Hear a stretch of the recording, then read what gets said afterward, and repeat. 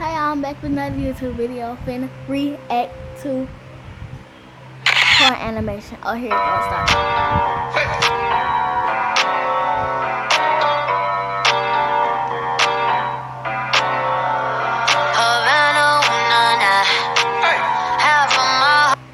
Okay, I'm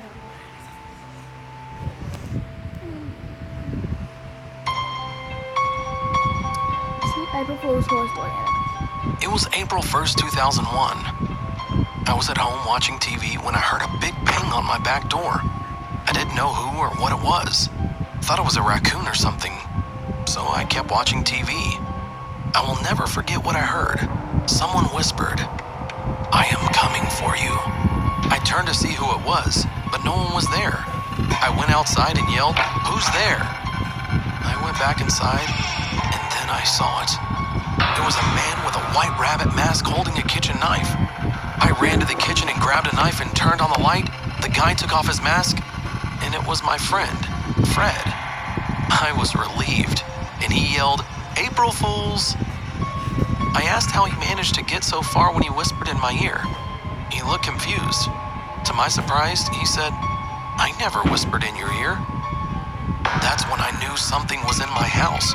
I told Fred to hide and call the cops. When the cops got there, they saw a man with long black hair robbing stuff from my house. He had a pistol and some pocket knives. The cops told me he had broke out of prison a couple days before the incident.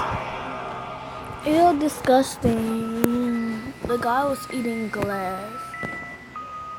Okay, next one. Back then, my brother and I used to play with a lot of guns, especially water guns. One night, we got our flashlights and pretended we were the police. It was around 10 p.m. We were in the backyard with my brother's friend playing when we saw a tall black guy. We were just staring at him. I don't know who he was or why he was there. Then he suddenly said, "Hey, can I play with you?" "Bitch, please," my brother said. Then the tall guy seemed to go into a strange position and smiled at us creepily. I was so scared, so I aimed my gun at the guy when my flashlight lit up the face of the man. I will never forget what I saw. There was a big X on the middle of his forehead, and the guy was eating a piece of glass, literally eating it and bleeding. We didn't know what to do while we ran back into the house. My brother's friend jumped outside the fence and he didn't come back.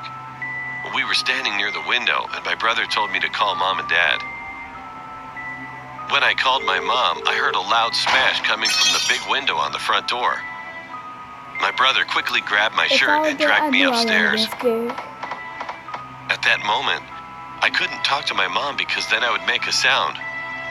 We stayed silent for about 20 seconds. Then we heard a footstep near my side. I was about to tilt my head to take a look when I suddenly heard a gun get reloaded. My brother quickly punched the guy. I ran so fast downstairs. We had to live. We were almost to the door when we heard a gunshot. We quickly ran to the nearest neighborhood and told someone what happened. We called Mom and Dad and also dialed 911. When the police came to our house, they found fresh blood trails from the living room to the bathroom. There, they found the guy bleeding to death, as if the guy wanted us to watch him commit suicide or possibly kill us. Well, I don't know, but that was some serious madhouse shit, and I would never, ever forget what happened. Next to the Black-eyed woman. Black-eyed woman. I was 11 years old at the time. It was a horrible event. I lived in Texas, but my family decided to go to California during the summer of 2015. It wasn't going to be a long time, so my family of 6, including me, stayed at my aunt's house. One night, my parents went to a party, and both of my brothers and I didn't want to go, so we stayed behind. My aunt's daughter stayed with us too. It was around 6 p.m. My parents said they were coming back around 2 a.m. Hearing that gave me goosebumps, since we were staying at a 2-story house. I've always been scared of 2-story houses for this reason.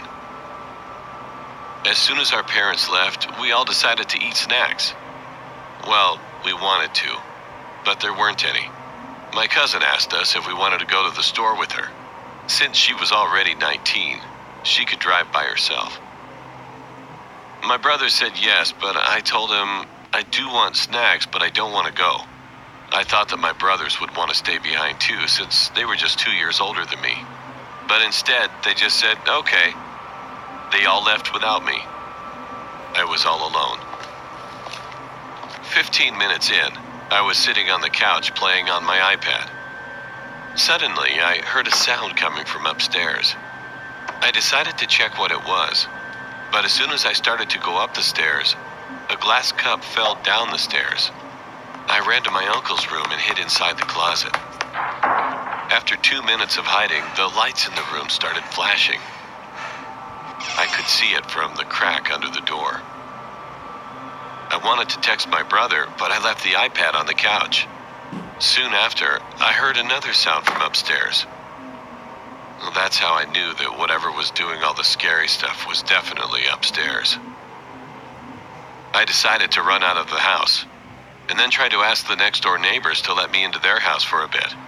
But before I could, I checked the upstairs window when I got outside, and I saw a figure in one of the rooms. It was a clear image since it was barely 7 p.m. The figure was definitely the creepiest thing I've ever seen in my life. I saw a woman with a black dress. She was pale and had dark eyes. It was as if she accidentally messed up her makeup and got black makeup. Wait, what? Ew. Oh, God. I will be right back.